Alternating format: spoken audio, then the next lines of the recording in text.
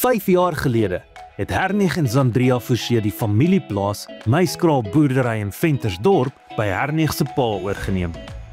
Vir hulle was dit oorweldigend en uitdagend, maar tog ook ongelooflik vervullend.